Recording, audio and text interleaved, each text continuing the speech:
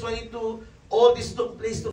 Uwayo mga kabrupal, pero hindi tayo coops. Ito pala yung araw ng Christmas party namin sa Life Giver Mobara Church. So yun, nandito kami sa isang station na kung saan kami sasakay papuntang Mobara. At ito nga pala yung bendo dito sa Japan.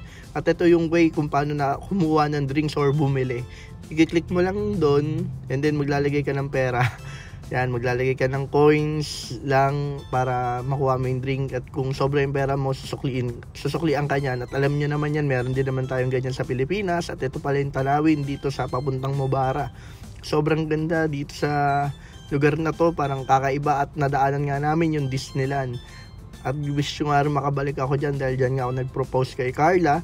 At gusto kong ma-enjoy ulit yung mga rides dyan. At kung ano man meron dyan sa Tokyo Disneyland. Sobrang masaya dyan at sobrang laki ng Tokyo Disneyland. At makikita niyo sa mga susunod na video ko siguro. At ito pala yung karagatan ng Japan. Ano, nakikita niyo yung mga yate? Hindi yan sa akin. Malay nyo, magkaroon din tayo niyan. At ito pala yung mga bahay ni Nobita, ni Doraemon. Yan, kamukhang kamukha, no? Parang pakiramdam ko na sa loob ako ng anime. Anyway, ito na pala, nandito na kami sa Mobara. At binibidyoan ko nga yung mga tanawin dito. Sobrang ang gaganda at fresh na fresh talaga. At binibidyoan ko na rin kasama ng ang aking wifey na si Carla. What's up, maniga? Anyway, ito pala yung mapa kung saan kami pupunta. Pero joke lang yun at nag-video nga ako dito habang naglalakad kasi na-enjoy ko talaga yung tanawin. Gandang-ganda ako at nandito na nga kami kaagad sa church namin na Life Giver Mobara. So yun, may praise and worship. Yan, pwedeng muna tayo sa sinasabi ni ate. Yan, ito yung preaching ni Pastor, pakinggan niyo. Verse 22, all this took place to fulfill what the Lord had said through the prophet. The virgin will conceive and give birth to a son, and they will call him Emmanuel.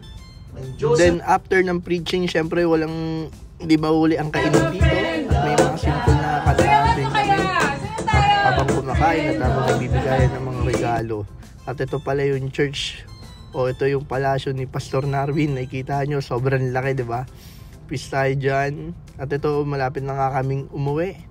At ito, nakasakay na nga kami sa may sasakyan. Salamat nga kay Uncle Sam dahil nalibre nga kami ng pamasahe.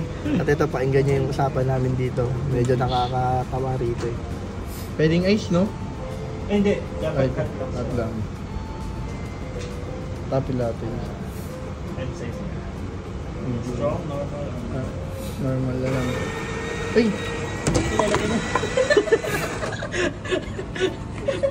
Lagay mo na sa amin, ayaw mo tayo sabihin. Last siya ano. Buti matagal din siya mag-react. Pero mabilis lang yun.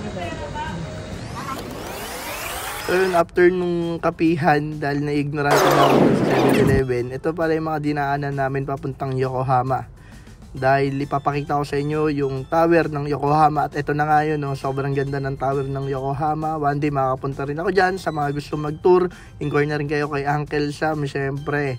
At sa mga gusto namang magpasabay ng mga produkto sa Japan, ito, iBox Philippines lang yan. Bye-bye!